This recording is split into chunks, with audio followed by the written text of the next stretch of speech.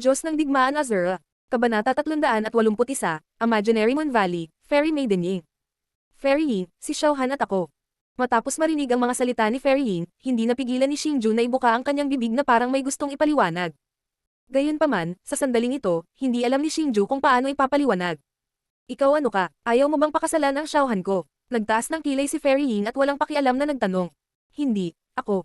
Gusto ko talagang pakasalan si Xiaohan, pero hindi ko magawa iyon ngayon. Dahil marami pa akong dapat gawin, at ang mga bagay na ito ay napakahirap gawin. Kaya naman, gusto kong maghintay hanggang matapos ang lahat bago pakasalan si Xiaohan. Saka ko lang siya mabibigyan ng matatag at masayang buhay. Kung hindi, kung ako pakasalan mo siya ngayon, magiging irresponsibleng gawa iyon. Sa wakas, naglakas loob si Xingju at sinabi ang naisip niya. Sa sandaling ito, si Xiaohan ay tahimik na nakatayo sa tabi ni Xingju na nakayuko ang ulo. Naiintindihan niyang mabuti si Xingju. Ano man ang gawin o gustong gawin ni Xingju, siya ay walang kondisyon na susunod. Pei, huwag kang gumamit ng mga walang kwentang salita para suruan ako. Huwag mong sabihin sa akin na ang pagpayag kay Xiaohan na samahan ka sa apoy at tubig ay isang responsableng gawain. Nasaan ka noong nahulog si Xiaohan sa lambak? Kung hindi ako tumulong, matagal nang namatay si Xiaohan. Ito ba ang ibig mong sabihin sa pagiging responsable? Masyado kong naiintindihan ang mga mabahong lalaki na tulad mo. Ngayon, maglilinang ka para sa paghihiganti.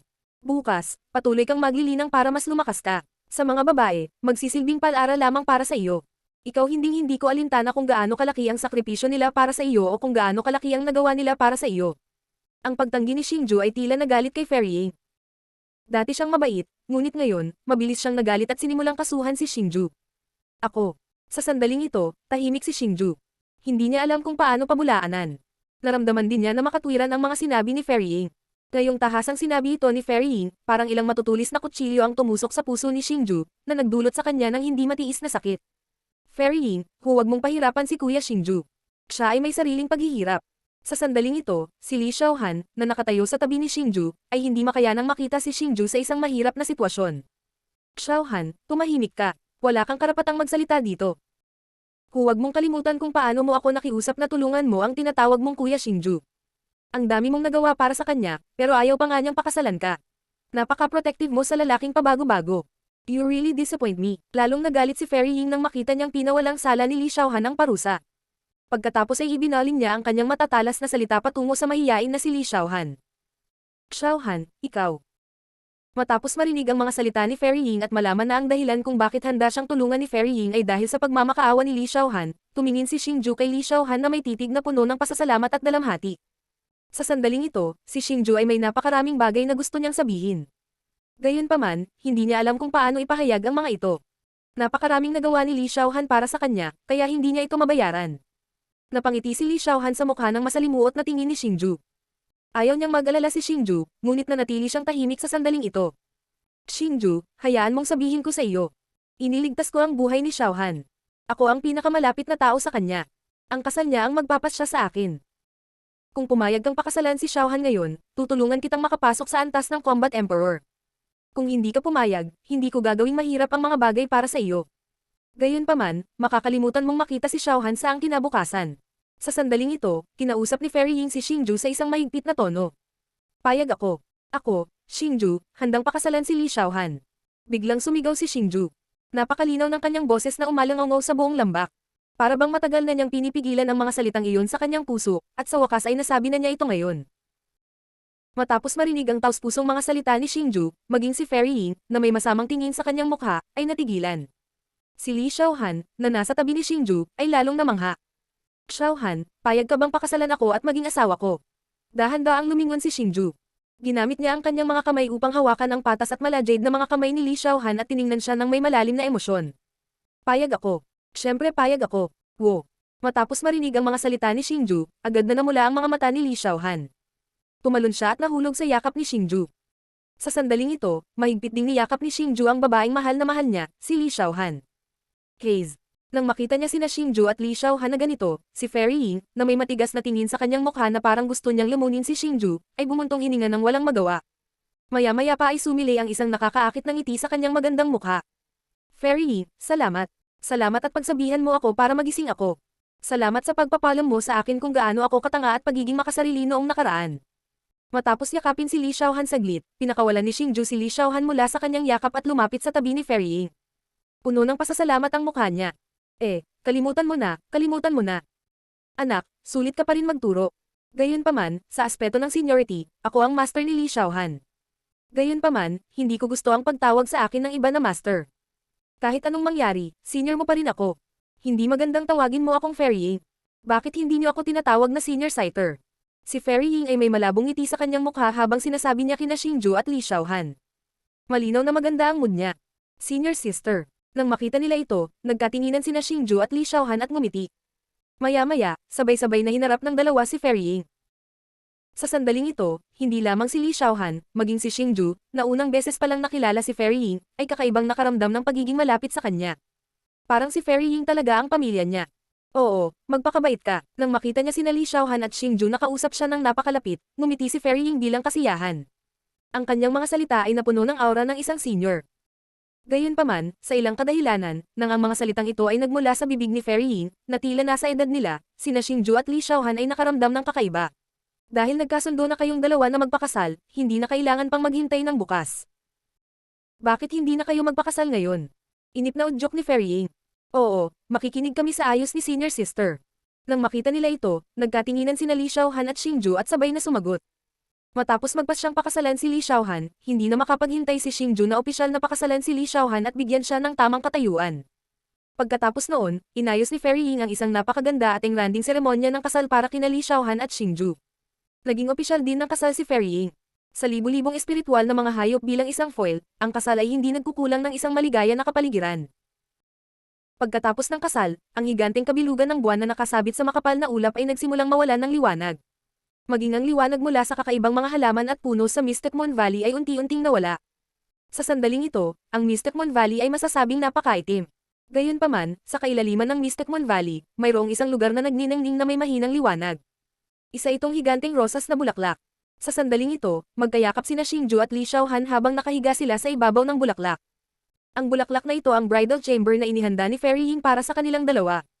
Xiaohan, nagkasala ako sa lahat ng mga taon na ito.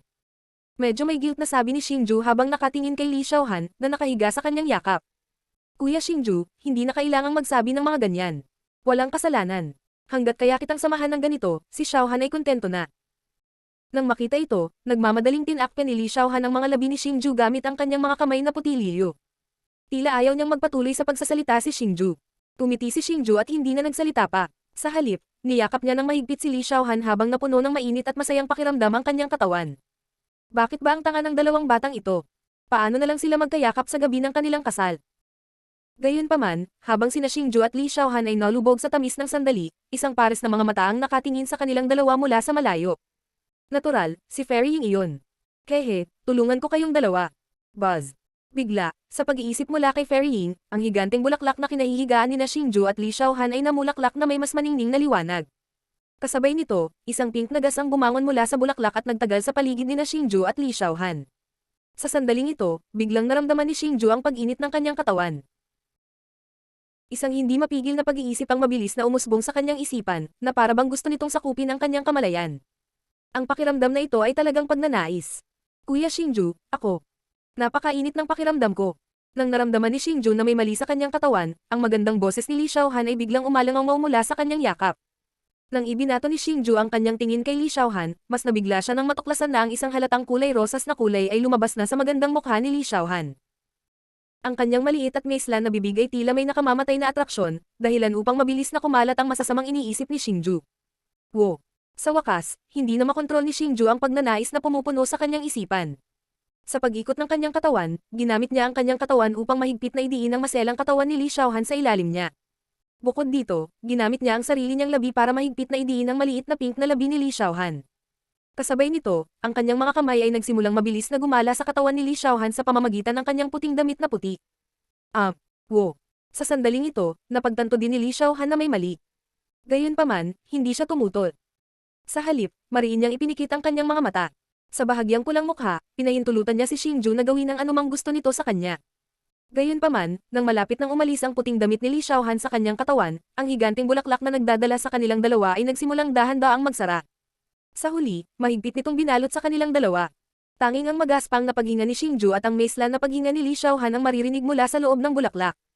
Diyos ng digmaan Azura. Kabanata 382, Sweet Night. Kinaumagahan, nang ang sinag ng liwanag mula sa silangan sa labas ng Illusory Moon Valley ay nagsimulang paligan ng lupain, ang asul na kabilugan ng buwan na nakabitin sa mataas na ulap sa ilalim ng Illusory Moon Valley ay dahan-daang umikot. Pagkatapos ng isang gabi ng pahinga, ang mga halaman sa ilalim ng lambak ay muling kumikinang sa maningning na liwanag, at isang piging para sa mga mata ay muling nabuhay. Buzz. Sa kailaliman ng lambak, dahan-daang naglalahad ang mahigpit na saradong higanteng bulaklak. Habang namumukadkad ang bulaklak, lumitaw ang magagandang figure ng isang gwapong lalaki at isang magandang babae. Sila ay sina Xingju at Li Xiaohan, nakatatapos lang ng isang gabi ng gusot. Namumula pa rin ang magandang mukha ni Li Xiaohan. Habang inaayos niya ang kanyang kalahating natatakpan na snow white na damit, kinulot niya ang kanyang maliit na bibig at masama ang tingin kay Xingju, na nakahiga sa kanyang tabi at nakatingin sa kanya na may pilyong ngiti. Anong tinitingin-tingin mo? Hindi pa ba sapat ang nakita mo? Medyo sama ng loob na sabi ni Li Xiaohan. Kehe, syempre hindi pa sapat ang nakita ko. Buong buhay ko hindi na ako makakakita. Nang makita ito, nagmamadaling umupo si Xingju at hinayla ang ganap na kagandahan sa kanyang yakap. Sige, itigil mo na ang kalokohan. Si Master, siya. Hindi, si Senior Sister. Baka hinihintay ka na ni Senior Sister sa Illusory Moon Lake. Bilisan natin. Itinulak ni Li Xiaohan ang bastos na si Xingju at masunurin siyang hinimok. Pagkatapos ng isang gabing paliligo, ang kasalukuyang Li Xiaohan ay nagkaroon ng ilang magandang anyo ng isang asawa. Oh, sisimulan na ba natin yung training na yan agad? Sa ilalim ng paghihimok ni Li Xiaohan, biglang naalala ni Xingju na siya ay papasukin sa antas ng Combat Emperor ngayon. Hanggat iniisip niya kung paano siya malapit nang makapasok sa antas ng Combat Emperor at maging isang tunay na dalubhasa sa kontinenteng ito, hindi mapigilan ni Xingju na maging excited. Matapos ayusin ni Xingju at Li Xiaohan ang kanilang mga damit, tumungo sila sa Illusory Moon Lake sa kailaliman ng Illusory Moon Valley. Kahit na ang Illusory Moon Lake ay matatagpuan sa kailaliman ng Illusory Moon Valley, ang posisyon nito ay nasa tapat lamang ng higanteng full moon na nakasabit sa kalangitan. Ang madilim na berdeng lawa ay sumasalamin sa higanteng bughaw na kabilugan ng buwan, at ang lawa ay masasabing napakaganda. Gayunpaman, kumpara sa maladiwata na kagandahan sa isang puting damit na puti, maging ang Illusion Moon Lake ay namutla sa paghahambing. Ito ay si Fairy Ying. Ang maselang figure ni Fairy Ying ay nakatayo sa Illusion Moon Lake habang pinagmamasdan niya ang asul na full moon na bahagyang umaalon sa gitna ng lawa. Ang kanyang kaakit-akit na mga mata ay puno ng bakas ng kalungkutan na mahirap makita. Saang antas ang lakas ni Senior Sister Fairy Ying. Habang si Fairy Ying ay matamang nakatitig sa Mystic Moon Lake, si Xingju at Li Xiaohan ay palihim na sumugod. Habang nakatitig siya sa figure ni Fairy Ying, biglang may kakaibang naramdaman si Xingju. Kahit na si Xingju ay hindi nakakaramdam ng anumang aura mula kay Fairy Ying at naramdaman na siya ay tulad ng isang ordinaryong tao, naramdaman ni Xingju na siya ay mas malakas kaysa sa sinumang nakilala niya noon. Mas malakas pa siya kaysa sa misteryosong lalaki sa Primordial Ruins at sa nakakatakot na anteng-anteng na nakatago sa kanyang katawan. Nandito na pala kayo. Nang hinuhulaan ni Xingju ang lakas ni Fairy Ying, biglang lumingon si Fairy Ying at ginamit ang bahagyang singkit niyang mga mata para titigan sina Xingju at Li Xiaohan. Nang makita ito, dali-daling lumapit sina Xingju at Li Xiaohan sa tabi ni Fairy Ying at nakangiting sinabi. Senior Sister, pasensya na talaga kung pinaghintay kita. Tumiti si Fairy Ying at tito. Ayos lang, ayos lang. Ang isang sandali ng tagsibol ay nagkakahalaga ng 1,000 ginto. Emph. Ang didisguised na salita ni Fairy Ying ay naging sanhi ng pagkagulat ni Xingju. Sa tabi niya, ang orihinal na kalmadong mukha ni Li Xiaohan ay kinulayan ng pamumula. Sister Xiaohan, pasensya na. Nang makita ang reaksyon ni Li Xiaohan, dinagdagan ni Fairy Ying ng langisang apoy. Senior Sister. Sa wakas, hindi nakayanan ni Li Xiaohan ang mga mapurol na salita ni Fairy Ying at matamis na sumagot, nakikiusap na tumigil siya. Kehe, kalimutan mo na. Ang kulit nitong babaeng to. Hindi siya marunong magbiro. Nang makitang namula ang magandang mukha ni Li Xiaohan, hindi napigilan ni Fairy Ying na ipagpatuloy ang panunokso sa kanya. Sa halip, tinitigan niya si Xingju, na nasa tabi ni Li Xiaohan. Xingju, noon, pumunta rito ang iyong ama. Sa oras na iyon, mayroon na siyang lakas ng isang Combat Emperor. Gayunpaman, ang aking Illusory Fog Great Array ay hindi isang bagay na maaaring masira ng isang Combat Emperor. Ang katotohanan na ang iyong ama ay nagawa niyang tumalon sa lugar na ito ay nagpapakita na siya ay hindi pangkaraniwang. Dahil dito, pumayag akong umalis siya at hindi kitilin ang kanyang buhay. Buti na lang at lumitaw ang isang talentadong tao sa Sky Martial Continent. Pagkatapos niya, ang bilang ng mga tao na pumasok sa aking Illusory Moon Valley ay naging mas kaunti. Higit pa rito, walang sinumang Combat Emperors na nang-ahas na tumalon sa lugar na ito. Makikita na ang iyong ama ay tumupad sa kanyang pangako at kumalat ang balita na ako ay naninirahan sa libis. Kaya't ang aking impresyon sa iyong ama ay hindi masama. Gayunpaman, narinig ko mula kay Xiaohan na pinatay ang iyong ama. Naramdaman ko rin na ito ay isang awa. Kaya't handa akong tulungan ka. Maliban sa kahilingan ni Xiaohan, bahagi ng dahilan ay dahil sa iyong ama. Gayunpaman, dahil sa ilang mga espesyal na dahilan, hindi kita direktang matutulungan na madagdagan ang iyong lakas. Kahit si Xiaohan, naabot ko lang ang antas na ito sa pamamagitan ng pag-asa sa sarili niyang cultivation pagkatapos na ibigay sa kanya ang Illusory Moon Energy. Sa makatuwid, kung makakalusot ka man o hindi sa antas ng Combat Emperor ay depende sa iyong sariling pangunawa. Ang Illusory Moon Lake ay naglalaman ng isang manipis na halaga ng Illusory Moon Energy. Bagamat ito ay lubhang manipis, maaari itong magdulot ng hindi inaasahang epekto. Bukod dito, ang Illusory Moon Energy ay labis na marahas. Hindi ito isang bagay na maaaring ihambing ng tinatawag na war chi ng kontinenteng ito. Kung ang isang tao na hindi pa naantig ng Illusory Moon Energy, kahit isang Combat Emperor ay sasabog at mamamatay. Sa pagpasok sa Illusory Moon Lake, mataimtim ang ekspresyon ni Fairy Ying habang ipinaliwanag niya ng detalyado kay Xingju ang paraan upang madagdagan ang kanyang lakas. Matapos marinig ang tungkol sa marahas na katangian ng Illusory Moon Energy, ang ekspresyon ni Xingju ay naging mas tawili-wili. Kung kahit isang Combat Emperor ay sasabog at mamatay sa pagpasok sa Illusory Moon Lake, hindi ba siya, isang high-level War Emperor, ay hahanapin ang kanyang sariling kamatayan sa pamamagitan ng pagpasok sa Illusory Moon Lake? Anong meron sa ekspresyon na yan? Sa tingin mo ba, ako, ang iyong nakatatandang kapatid, ay sasaktan ka? Mabahong brat, damhin ang iyong kasalukuyang katawan at tingnan kung may kakaiba dito. Inilibot ni Fairy Ying ang kanyang mga mata kay Xingju at nakangiting sinabi pagkatapos makita ang kasalukuyang hitsura ni Xingju. Ito. Kailan ito? Sa paalala ni Fairy Ying, hindi nag-atubili si Xingju at nagmamadaling dinama ang kanyang kasalukuyang katawan. Sa sandaling ito, nabigla siya nang makitang may bakas ng kakaibang enerhiya sa loob ng kanyang katawan. Ang enerhiyang ito ay lubos na katulad ng enerhiya na kasalukuyang taglay ni Li Xiaohan. Maliwanag, ito ang Illusory Moon Energy. Natanggap ni Xiaohan ang aking mana. Kahapon, ikaw at siya, natural na nakatanggap ng bakas ng Illusory Moon Energy. Ang bakas ng Illusory Moon Energy na ito ay hindi lamang nagsisiguro na hindi ka masasaktan sa Illusory Moon Lake, maaari din itong gabayan ang iyong katawan na sumipsip ng enerhiya sa loob at tulungan kang makapasok sa antas ng Combat Emperor. Gayunpaman, ang bakas ng Illusory Moon Energy na ito ay hindi mananatili sa iyong katawan magpakailanman. Mawawala ito sa paglipas ng panahon. Sa makatuwid, kung gaano karaming enerhiya ang maaari mong makuha at kung makakalusot ka sa antas ng Combat Emperor ay depende sa iyong sariling swerte. Dagdag ni Fairy Ying. Kaya ganyan. Hanggat papasok ako sa Illusory Moon Lake, maaabsorb ko ang enerhiya sa loob nito. Sa puntong ito, halos naunawaan ni Xingju ang kahulugan ni Fairy Ying. Oo, ipinaalala ko na sa iyo na ang Illusory Moon Energy na naninirahan sa iyong katawan ay mawawala sa paglipas ng panahon. Sa madaling salita, ito ay kasalukuyang nawawala. Sa makatuwid, mas mabuting magmadali ka. Bahagyang nanliit ang mga mata ni Fairy Ying nang muling ipakita ang kanyang nakakaakit na ngiti. Okay, nakuha ko. Sa paalala ni Fairy Ying, napangiti din si Xingju. Ang kanyang figure ay tumalon pasulong at naging isang sinag ng liwanag. Tulad ng isang baha ng dragon na pumapasok sa dagat, pumasok siya sa Illusory Moon Lake kasabay ng pagtaas ng mga alon. Gulo. Ang Illusory Moon Lake ay napuno ng mga puting bula at ang tubig ng lawa ay napakalamig. Sa sandaling ito, si Xingju, na nasa ilalim ng lawa, ay wala sa mod na pahalagahan ang magagandang tanawin ng lawa. Sa halip, buong puso niyang nararamdaman ang mga pagbabago sa kanyang katawan. Ito ay dahil malinaw na niyang nararamdaman ng mga alon ng napakalakas na enerhiya na pumapasok sa kanyang katawan sa pamamagitan ng kanyang mga pores. Bukod dito, mabilis itong umaakyat sa bawat parte ng kanyang katawan. Binabago talaga nito ang katawan niya. Napakalakas ng puwersa. Isang manipis na halaga lang ng Mystic Moon Power ay napakalakas na sa napakalaking lawa na ito. Gaano ito kalakas kung ito ay isang siksik na halaga ng Mystic Moon Power? Senior Sister Fairy Ying, sino ka ba talaga? Habang nararamdaman niya ang mga pagbabago sa kanyang katawan at ang marahas na Illusory Moon Energy, hindi maiwasan ni Xingju na iugnay ito sa Azura Energy na nakuha niya sa labas ng Toiring Sky Region. Ang Azura Energy na iyon ay labis na nakakatakot kaya hindi ito mailarawan ni Xingju ng mga salita. Gayunpaman, ang Illusory Moon Energy na patuloy na pumapasok sa kanyang katawan mula sa tubig ng lawa sa kanyang harapan ay muling nagparamdam kay Xingju ng ganoon ding pakiramdam.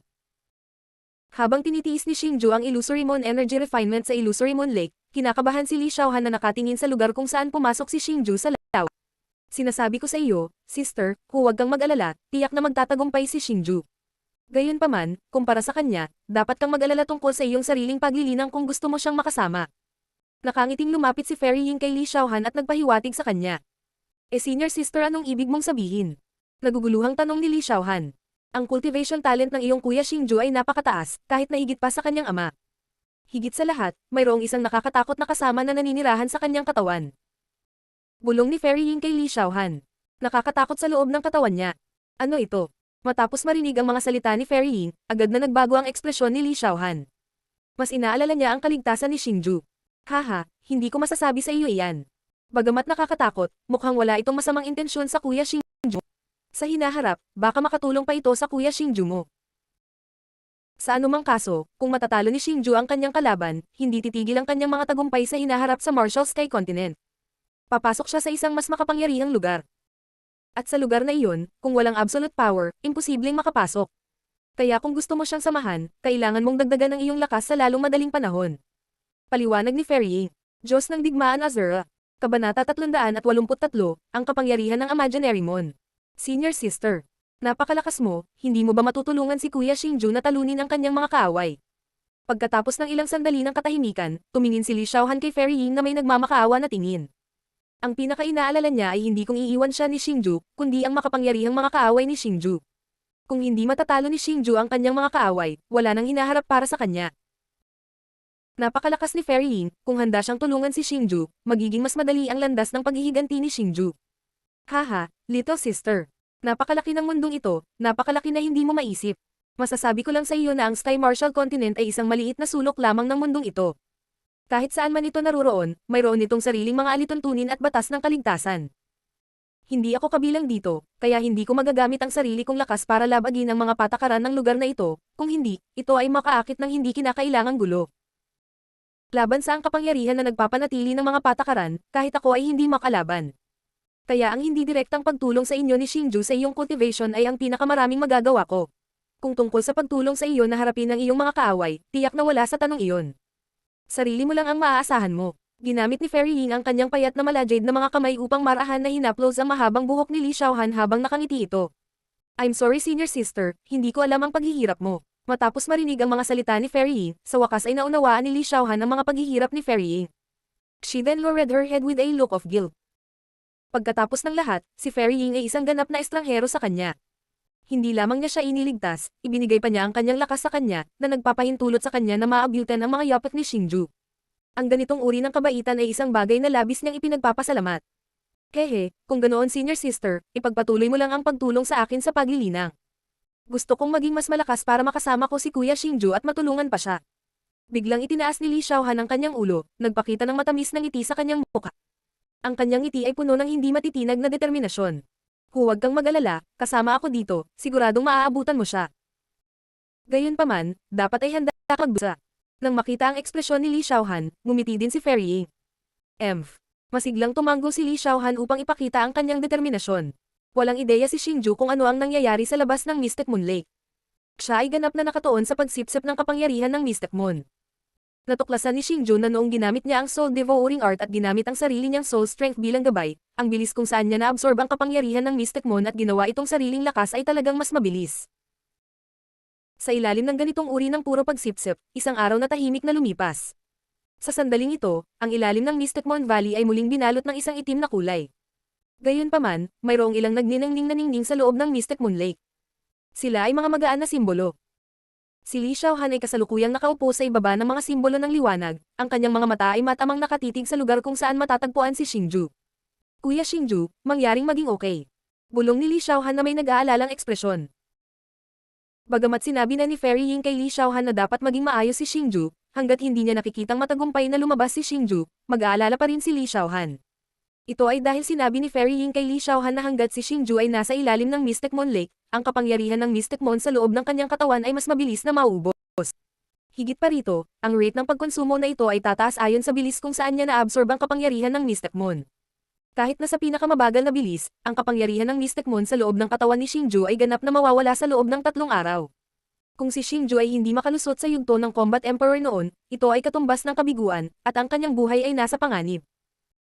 Ito ay dahil sa takot niya na may aksidenteng mangyari kay Xingju, na si Li Xiaohan ay binabantayan ng mabuti ang lugar na ito.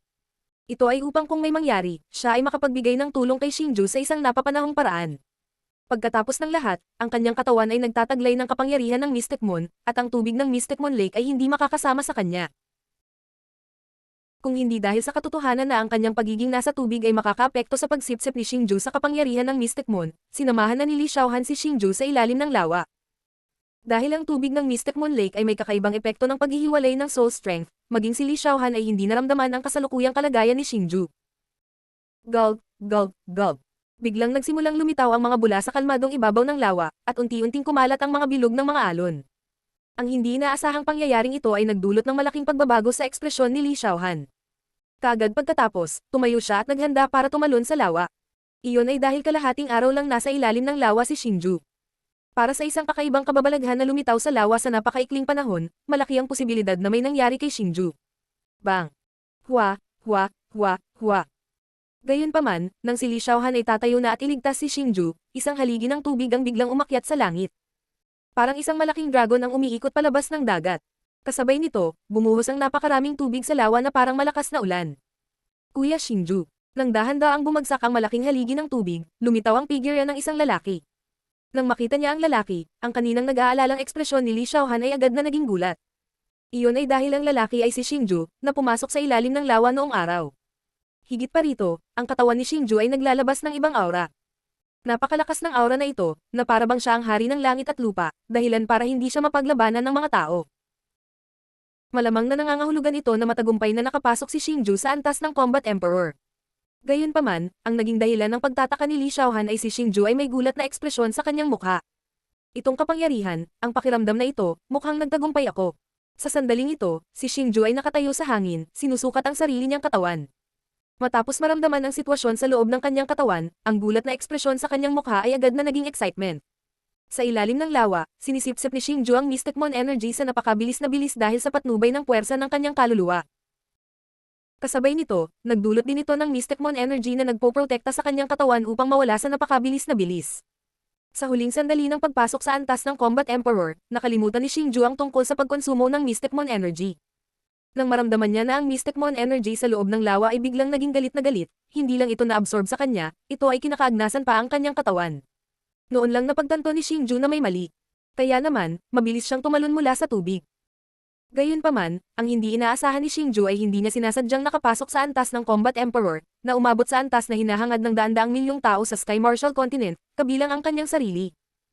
Paanong hindi siya matutuwa? Kuya Xingju, binabati kita. Sa sandaling ito, si Li Xiaohan ay pumailang lang sa langit at nakarating sa harap ni Xingju. Bakas sa mukha niya ang saya habang binabati siya. Hehe, Xiaohan, nagtagumpay na ako. Naabot ko na rin ang antas na ito. Nang makita ang hitsura ni Li Xiaohan, agad na hinailan ni Xingju ang maselang asawang ito sa kanyang mga bisig. Hindi maipaliwanag ang pananabik sa kanyang puso. Si Li Xiaohan ay masunurin ding niyakap ng mahigpit ni Xingju, na ibinabahagi ang kagalakan ni Xingju. Pagkatapos noon, parehong nagmamadaling pumunta sina Xingju at Li Xiaohan sa tirahan ni Fairy Ying. Una, gusto nilang pasalamatan itong big sister nila, at pangalawa, gusto nilang magpaalam. Ang Azura Palace ay kasalukuyang nahaharap sa isang malaking krisis, at bilang ang Palace Master ng Azura Palace, si Xingju ay natural na hindi maaaring magtago magpakailanman. Gayunpaman, sa pagkakataong ito, hindi sinundan ni Li Xiaohan si Xingju palabas ng laman. Sa halip, pinili niyang manatili sa Mystic Mon Valley at ipagpatuloy ang kanyang paglilinang. Gayunpaman, gamaan ang pakiramdam ni Xingju na pinili ni Li Xiaohan na manatili. Bagamat umaasa siyang makakasama siya ng kanyang asawang si Li Xiaohan, umaasa siyang maaari itong manatili sa isang ligtas na lugar sa ganitong kritikal na sandali. Rumble, rumble, rumble. Sa kasalukuyan, ang labas ng Mystic Mon Valley ay nababalot ng kadiliman. Gayunpaman, ang direksyon ng teleportation array sa ilalim ng lambak ay maliwanag na naiilawan. Hindi ang mga ilaw ang nagbibigay liwanag sa lupain, kundi ang apoy ng digmaan. Ang hukbo ng Azura Palace ay inaatake ng kaaway. Kalokohan, walang awayan sa pagitan ng Azura Palace at ng Avicii Valley mo. Bakit ang aggressive mo? Sa sandaling ito, sa kampo ng Azura Palace sa ilalim ng Illusionary Mon Valley, isang mid-level War Emperor warrior ng Azura Palace ang tinatakpan ng kanyang dagwang sugat habang tinatanong ang grupo ng matatandang nakasuot ng purple na damit na may suot na madilim na ekspresyon sa kanilang mga mukha. Lahat ng matatandang ito ay mga mid-level War Emperors. Gia, kung gusto mong sisihin ang isang tao, sisihin mo ang iyong Palace Master sa pagiging masyadong mayabang at nakakasakit sa isang tao na hindi niya dapat. Ngayong nagtago na siya, wala na tayong magagawa kundi harapin ang mga nasasakupan mo. Paano na ito, hindi namin kayo pahihirapan. Basta bawat isa sa inyo ay sumigaw ng bastos si Xingju, papakawalan namin kayo. Ano sa tingin mo? Isang malamig na tawa ang biglang lumabas sa bibig ng isang matandang lalaki na tila pinuno ng grupo. Ang kanyang bahagyang lumulubog na mga mata ay napuno ng siksik na hangarin sa pagpatay. Tatay, huwag mo na silang kausapin tungkol dito. Hindi nila binalak na buhayin tayo. Gayunpaman, sa sandaling ito, isang kalbong lalaki na may lakas ng isang mataas na grado na working ang biglang lumapit sa gilid ng matanda at sinabing may matatag na ekspresyon. Ang lalaking ito ay talagang young master ni Gu Daoshuan, Gu Liang, na minsang nakipag-away kay Xingju sa main palace ng Union Palace para sa Fenghuami City. Ang matandang nagsalita kanina ay ang pinuno ng kanyang ama, si Gu Daoshuan. Sa katunayan, pagkatapos na masakop ng Azura Palace ang Union Palace, nakita ni Gu Daoshuan ang mabilis na pag-unlad ng Azura Palace. Sa makatuwid, sumuko siya sa Azura Palace at opisyal na kinansela ang kanyang titulong Gu Daoshuan, naging miyembro ng Azura Palace. Matapos ilabas ni Xingju ang lihim na kautosang pansyerhensya, si Gu Liang at ang kanyang ama ay hindi humingi ng kanlungan sa Fenghuami City tulad ng ibang mga pinuno. Sa halip, pinili nilang ipagpatuloy ang pagbabantay sa lugar na kanilang pinangangasiwaan. Hahaha, napakahusay. Dahil hindi mo pinahahalagahan ang iyong buhay sa murang edad, huwag mo akong sisihin kung hindi kita binibigyan ng pagkakataon. Nang makita ito ng matanda ay biglang tumawa ng malakas. Napuno ng kayabangan ang tawa niya. Kasabay nito ay ibinukan niya ang kanyang palad at tumaas mula sa kanyang palad ang isang tipak ng lilang apoy. Nang makita ng mga eksperto ng Azura Palace ang tipak ng apoy na ito, agad na namutla ang kanilang mga mukha. Ito ay dahil ang apoy na ito ay kumitil sa buhay ng maraming eksperto ng Azura Palace, at ito ay isang kakaibang martial skill na hindi nila kayang ipagtanggol. Diyos ng Digmaan Azura. Kabanata 384, Emperador ng Digmaan, Xingju. Boom! Nang ang mga eksperto ng palasyo ng Azura ay nagpasya na mamatay, isang mahinang tunog ang biglang dumating mula sa katawan ng matanda sa Avicii Valley. Kasabay ng narinig na tunog, ang dati niyang buo na katawan ay naging isang pulang alikabok na unti-unting naalis. Ni isang bakas ng kanyang aura ay hindi naiwan. Sa sandaling ito, nang tingnan ng mga tao ang kumakalat na pulang alikabok, alam nilang patay na ang matanda.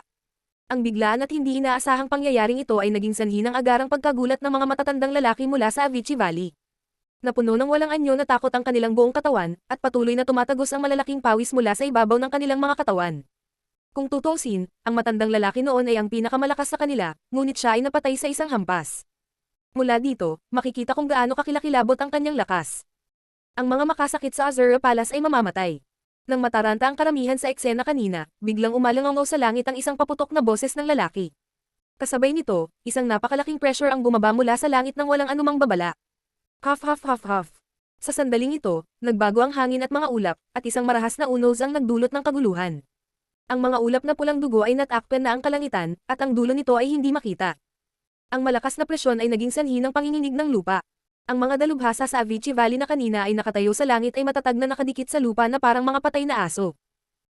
Hindi man lang sila makagalaw, at matitiis lang ang pressure sa kanilang mga katawan sa masasakit na ekspresyon. Puno ng takot ang kanilang mga mukha, at lumitaw ang malalalim na bitak sa kanilang mga katawan. Makikita ng isa kung gaano kalakas ang pressure. Gayunpaman, kahit na ang mga eksperto ng Avicii Valley ay kasalukuyang pinipigilan tulad ng mga patay na aso sa pamamagitan ng walang limitasyong presyon, ang mga eksperto ng Azura Palace ay ganap na maayos. Ito ay isang combat emperor expert. Ang eksena sa harap nila ay masasabing ikinagulat ng mga eksperto ng Azura Palace. Maya-maya pa, nagmamadali silang tumingin sa lahat ng direksyon, at saka lang nila napagtanto na sa direksyon ng Illusory Moon Valley, isang figure na may katawan na kumikislap na may lilang liwanag ay dahan-daang naglalakad sa kanilang direksyon. Bukod dito, lahat ay nakakaramdam ng hindi maipaliwanag na aura mula sa kanyang katawan.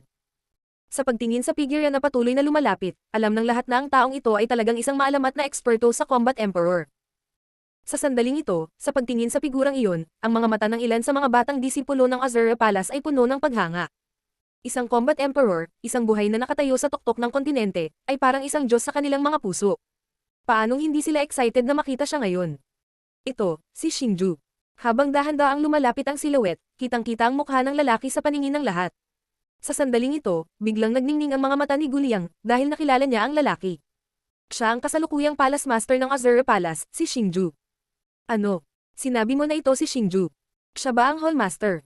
Ang mga salita ni Gu Liang ay parang pigeon na kulog na sumabog sa puso ng lahat, dahil sila ay masyadong sensitibo sa pangalang Xingju.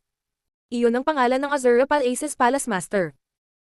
Dapat malaman ng isang tao na maraming kabataang lalaki ang handang sumali sa Azura Palace dahil sa reputasyon ni Xingju. Sa kanilang mga puso, si Xingju ay isang pag-iral na katulad ng isang idolo. Bilang isang binata, bawat isa sa kanila ay gustong gumawa ng isang bagay na nakakasira ng lupa.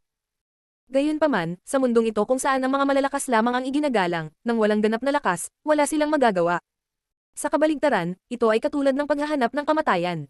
Gayunpaman, si Xingju ay nakagawa ng maraming bagay na gusto nilang gawin ngunit hindi sila nang ahas na gawin. Higit pa rito, ang iba't ibang mga gawa ni Xingju ay nakakasilaw na pakiramdam nila kumukulo ang kanilang dugo sa pamamagitan lamang ng pakikinig sa kanila. Sa makatuwid, hanggat naglilingkod sila kay Xingju, mararamdaman nila na ito ay isang maluwalhating bagay na dapat gawin. Gayunpaman, dahil hindi madalas manatili si Xingju sa Azura Palace, gumagala siya. Kahit na bumalik siya sa Azura Palace paminsan-minsan, mananatili lamang siya sa palasyo. Sa makatuwid, karamihan sa mga tao dito ay walang ideya kung ano ang hitsura ni Xingju. Alam lang nila na si Xingju ay isang napakagwapong binata. Gayunpaman, alam din nila na nakita na ni Guliang si Xingju dati. Tama, si Xingju iyon. Hindi, ito ay ang Palace Lord. Mabangis na tumango si Guliang bilang tugon. Pagtingin sa punishment execution na patuloy na lumalapit, namumulaklak din ang kanyang mga mata sa kasabikan, ngunit kasabay nito, may bahid din ng pait sa kanila. Ilang taon na ang nakalipas, ang lakas ni Guliang ay katulad ng kay Xingju. Gayunpaman, pagkaraan ng ilang taon, hindi pa rin siya umuunlad, habang ang lakas ni Xingju ay patuloy na tumataas. Ngayon, nakalusot pa siya sa maalamat na kaharian, ang Combat Emperor. Paano ito natitiis ni Guliang, na dati nang lumaban kay Xingju? My God!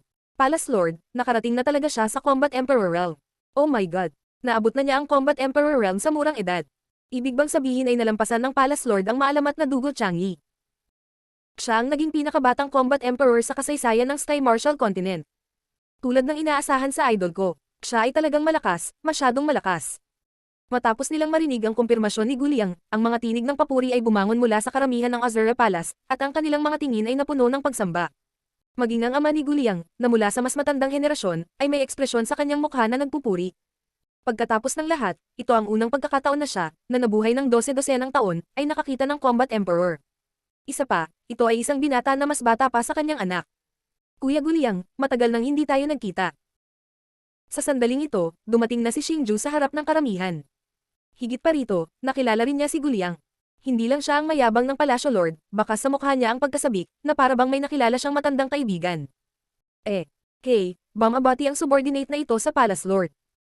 Nang marinig nila si Xingju na tinatawag si Guliang bilang kapatid, hindi lang si Guliang, maging ang mga tao sa paligid niya ay nagulat. Dahil sa medyo matagal na panahon sa Azura Palace, malinaw na malinaw sa kanila ang mahigpit na hierarchy ng mga superior at subordinate sa Azura Palace. Noong una, bilang pinakamataas na autoridad sa Azura Palace, si Xingju ay mas nangingibabaw. Gayunpaman, hindi nila kailanman inaasahan na si Xingju ay hindi magpapalabas ng lahat. Higit pa rito, tinawag pa niya si Guliang bilang kapatid. Ito ay labis na ikinagulat nila. Binabati ng subordinate na ito ang Palace Lord. Sa kanilang pagkamangha, nakalimutan pa nilang batiin si Xingju. Nang batiin ni Guliang si Xingju ay nag-react sila. Kaagad, sabay-sabay nilang binati si Xingju.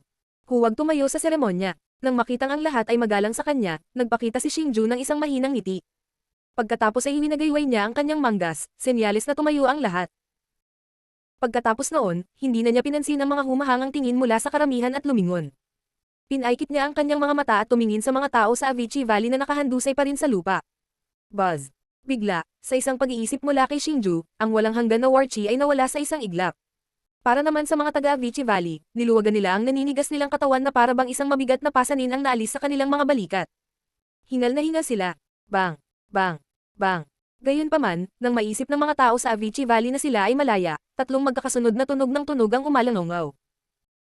Sa sandaling ito, lalo silang nabigla nang malaman na ang lahat ng mga eksperto ng Avicii Valley na humihingal sa lupa kanina ay naging pulang alikabok ng dugo at nawala sa hangin. Palace Lord, mangyaring iligtas ang aming buhay.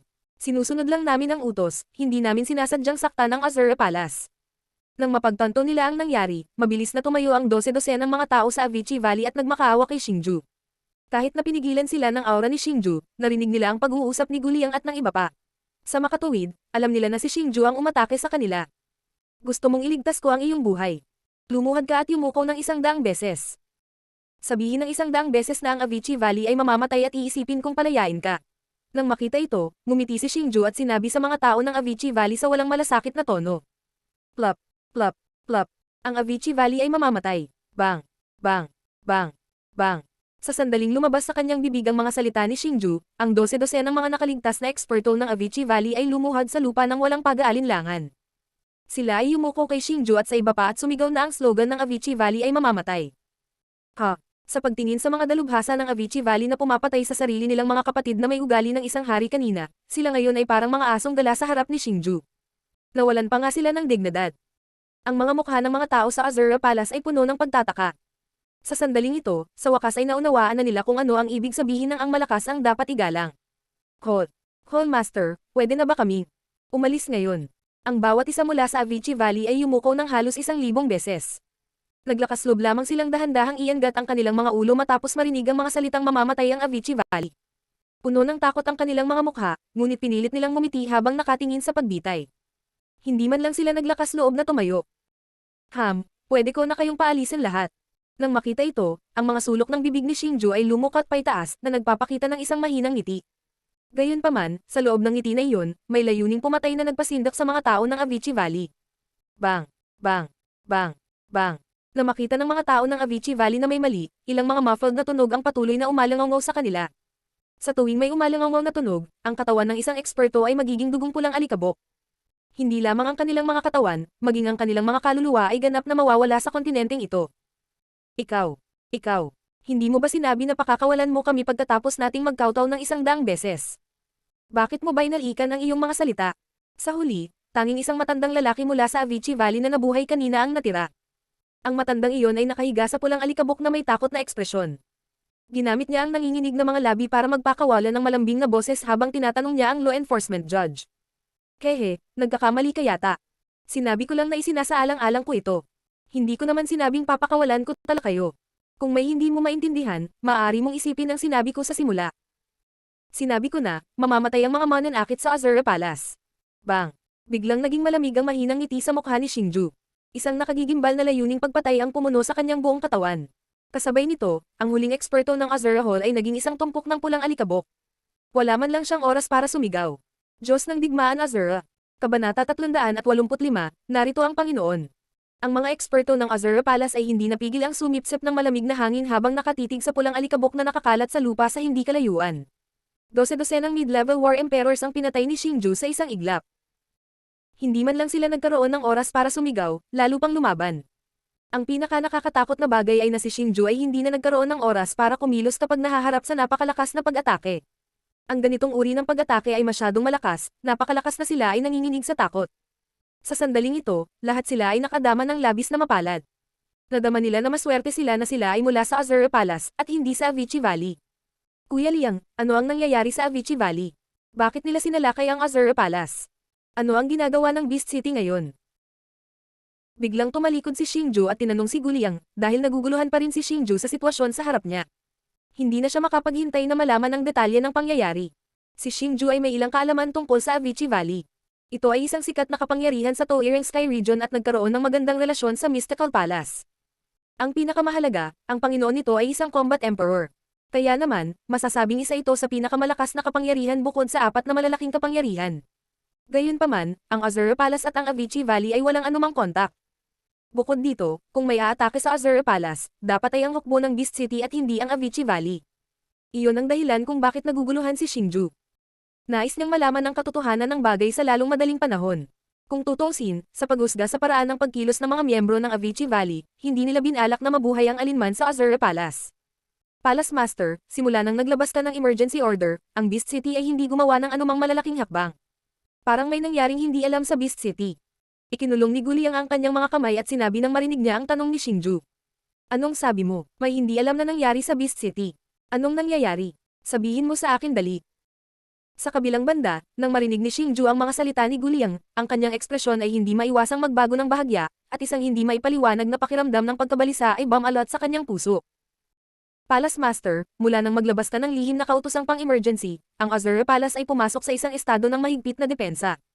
Gayunpaman, sa parehong oras, ang ating Azura Palace ay mahigpit na nagmamasid sa bawat paggalaw sa Beast City. Noon ko lang nalaman na noong araw na naglabas ka ng lihim na utos, isang pagsabog na humanig sa buong Toireng Heaven Realm ay naganap sa Beast City. Sinasabing ang pagsabog ay napakatakot kaya nawasak nito ang ikasampung bahagi ng mga gusali.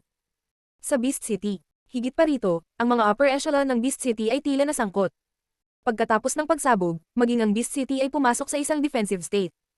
Higit pa rito, natuklasan namin na ang mahalagang teritoryo ng Beast City ay wala ng makapangyarihang mga eksperto na nagbabantay.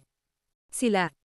Bagaman walang nakakaalam kung sino ang naging sanhi ng pagsabog, alam ng lahat sa Toireng Heaven Realm na ang pagsabog ay nagdulot sa Beast City sa isang krisis. Ito ay naging isa sa mga pinakamainit na paksa sa Toireng Heaven Realm. Magalang na ipinaliwanag ni Guliang ang lahat ng nalalaman niya kay Xingju. Matapos marinig ang mga salita ni Guliang, hindi napigilan ni Xingju ang mahigpit na pagkayam ng kanyang mga kamao. Maging ang kanyang ekspresyon ay naging sobrang solemna, at may bakas ng kalungkutan sa pagitan ng kanyang mga kilay. Iyon ay dahil mahuhulaan ni Xingju na ang gayong nakakatakot na pagsabog ay maaaring sanhi ng pagsira sa sarili ng Flame Yellow Devil Tortoise. Pagkatapos ng lahat, ang Beast City ay napakalaki, at tanging ang pagsira sa sarili ng isang napakalakas na eksperto ang maaaring magdulot ng ganoong epekto. Paano ang Avicii Valley? Pagkatapos ng mahabang sandali ng katahimikan, nagpatuloy si Xingju sa pagtatanong. Wala kaming masyadong alam tungkol sa Avicii Valley. Bagamat ang Beast City ay hindi naglunsad ng anumang mga pag-atake sa Azure Palace kamakailan, ang Avicii Valley ay umaatake sa Azure Palace. Higit pa rito, sa tuwing sila ay lumalampas sa isang moob, sila ay patayin ang bawat isa sa atin. Para sa dahilan. Kung tungkol sa dahilan, hindi pa nila ito binanggit. Sinabi lang nila na ito ay dahil sa Palace Master, ikaw. Nag-provoke ng isang tao na hindi mo dapat na-provoke. Nag-aalangan na sabi ni Guliang. Kehe, nang provoke sa isang tao na hindi ko dapat na-provoke, ha? Sa sandaling ito, biglang tumawa si Xingju. Nahulaan na niya ang dahilan kung bakit gustong salakayin ng Avicii Valley ang Azure Palace. Ang Avicii Valley at ang Beast City ay hindi pa nakipag-ugnayan noon, kaya kitang-kita na hindi sila pinadala ng Beast City dito. Gayunpaman, sa kabaligtaran, ang Avicii Valley ay may malapit na kaugnayan sa Mystical Palace, at sa Mystical Palace, si Xingju ay nagkaroon ng matinding sama ng loob kay Dugo Haoyu. Gayunpaman, alam ni Xingju na hindi ito si Dugo si Haoyu na naging dahilan ng pag-atake ng Avicii Valley sa Azure Palace, dahil hanggang ngayon, walang nakakaalam na siya si Xingju ay anak ni Dugo Changyi. Sa makatuwid, hindi maghihiganti si Dugo Haoyu sa kanya. Gayunpaman, maliban kay Dugo Haoyu, si Xingju ay nakasakit ng ibang tao, at ang taong iyon ay ang anak ni Dugo Haoyu, si Dugo Feng. Higit pa rito, naramdaman ni Xingju na may kinalaman si Dugo Feng sa pananambang na dinanas niya pagkatapos umalis sa Demon Exorcist Tribe. Palace Master, kinuha ng Avicii Valley na iyon ng maraming teritoryo ng ating Azure Palace, at pumatay ng ilang daang libo sa ating mga kapatid. Kabilang sa kanila, mayroong ilang libong War Emperors, at 10,000 libong War Kings. Ngayong nakalabas na ang Palace Master mula sa kanyang liblib na paglilinang, handa kaming samahan ang Palace Master sa Avicii Valley upang humingi ng paliwanag.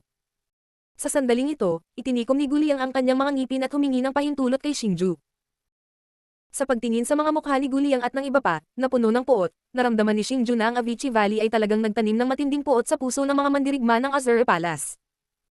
Brother Liang, ang Azure Palace ay hindi na natatakot sa Avicii Valley ngayon, ngunit kailangan nating mag-ingat laban sa Beast City. Ang dahilan kung bakit hindi umaatake ang Beast City sa Azure Palace ay dahil sila ay dumanas ng matinding suntok. Ngunit, kapag nabawi na nila ang kanilang lakas, tiyak na mas mabangis pa ang kanilang pag-atake kaysa sa Avicii Valley. Sa makatuwid, ang Azure Palace ay hindi maaaring magsimula ng digmaan sa Avicii Valley sa ngayon, maaari lamang natin itong tiisin. Tumiti si Xingju at tinapik ang balikat ni Guliang. Sa katunayan, ang galit sa puso ni Xingju ay mas marahas kaysa sa sinuman sa kanila. Hindi siya makapaghintay na patayin ang kanyang paraan sa Avicii Valley at bunutin ito. Gayunpaman, ang lakas ng Avicii Valley ay hindi dapat maliitin. Kahit na naabot na niya ang antas ng Combat Emperor Realm, ang kabuuang lakas ng Azure Palace ay halatang mas mababa sa Avicii Valley. Higit pa rito, ang kasalukuyang lakas ng Azure Palace ay lubhang nabawasan. Hindi pa banggitin ang katotohanan na marami silang nawala sa kanilang mga teritoryo at mga tao pagkatapos na mailabas ang lihim na utos, maraming tao ang umalis sa Azure Palace upang maiwasang madamay. Ang pinakamahalaga, nahulaan ni Xingju na ang dahilan kung bakit ayaw ng Beast City na salakayin ang Azure Palace ay katulad ng sinabi ni Guliang. Dapat ay dahil napigilan ang mga nakatataas sa Beast City. At ang ganitong uri ng pagpigil ay tiyak na magreresulta sa mga pinsala, dahil alam ni Xingju na ang pangunahing puwersa ng Beast City ay nagtipon sa sinaunang kagubatan noong araw na iyon. Ang pagpapasabog sa sarili ng Flaming Yellow Devil Tortoise ay malamang na may kinalaman sa kanilang lahat. Hindi alam ni Xingju kung buhay pa sila o hindi, ngunit sigurado siya na sila ay malubhang nasugatan. Ito ang dahilan kung bakit nag-aatubili ang Beast City na salakayin ang Azure Palace, dahil mayroon din silang mga kaaway sa Towering Heaven region. Sa sandaling ito, hindi nila kayang pangalagaan ang kanilang sarili. Gayunpaman, kapag nabawi ng mga nakatataas sa Beast City ang kanilang lakas, sasalakayin nila ang Azure Palace ng walang pag-aalinlangan. Iyon ang magiging pinakamahalagang sandali para sa Azure Palace. Sa makatuwid, kung ang isang digmaan ay sumiklab sa pagitan ng Azure Palace at ng Avicii Valley sa sandaling ito, ang Azure Palace ay kailangang harapin ang mga kaaway sa magkabilang panig pagkatapos na maayos ang usapin ng Beast City. Higit pa rito, sa nakakatakot na lakas ng Beast City, ang Azure Palace ay hindi man lang makakalaban.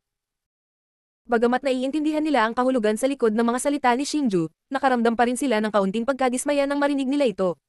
Kung tutuusin, ang mga nakapagstay sa Azure Palace sa napakahirap na sitwasyon ay nagpasya na silang mamatay. Sa sandaling ito, mas gugustuhin nilang ipaglaban ang kanilang buhay kaysa iligtas. Huwag kayong mag-alala, lahat. Pagbabayaran ko din sila sa kanilang mga utang.